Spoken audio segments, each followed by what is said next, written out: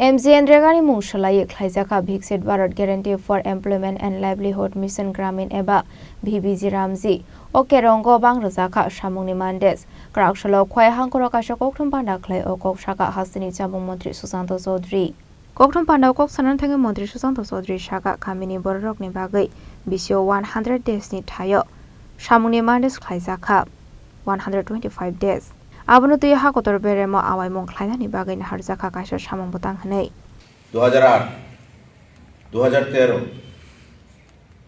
लोक विधानसभा निर्वाचन সাধারণ নির্বাচন আমাদের স্থানীয় পৌর পরিষদ পঞ্চায়েত রেগার অর্থ দিয়ে তারা সেখানে মানুষের ভোট ক্রয় করে নির্বাচনের বৈতরণীগুলো পার হয়েছে দুর্নীতির মাধ্যমে। তো সেই জায়গাতে এই যে দুর্নীতি প্রকাশ্যে এসছে, সংবাদপত্রগুলো বিভিন্ন সময় সরব হয়েছে, কেস হয়েছে, সিবিআই দাবি উঠেছে, আন্দোলন হয়েছে এবং আপনারা জানেন যে বিমল চক্রবর্তী জেল হাজত হয়েছে, আজ পর্যন্ত কিন্তু উনি চাকরি ফিরে পাননি, সত্য প্রমাণিত হয়েছে স্পেশাল অডিটের মাধ্যমে। তো MGNREGA যদি সম্পূর্ণভাবে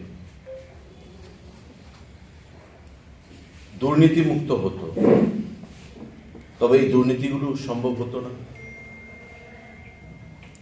আজকের আইনে দুর্নীতি মুক্ত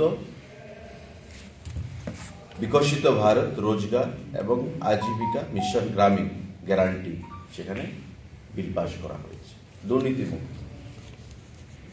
এখন এটা কিভাবে হবে আগামী দিনে SOP তৈরি হয়ে আসবে, কিন্তু এটা গ্যারান্টি দিচ্ছে যেটা সম্পূর্ণ দুর্নীতি মুক্ত হবে। আগে 100 দিনের কাজের গ্যারান্টি দেওয়া হতো, এখন মোদিজি বলছেন যে না 125 দিনের কাজের গ্যারান্টি দেওয়া হবে।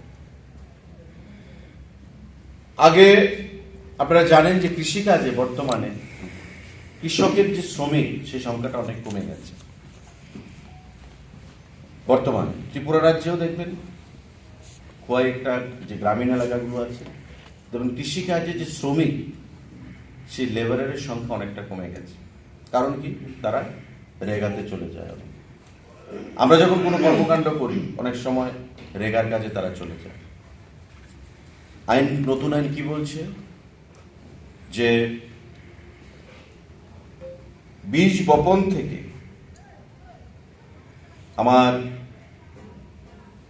হারভেস্টিং পর্যন্ত, ফসল কাটা পর্যন্ত একটা টাইম লাগে।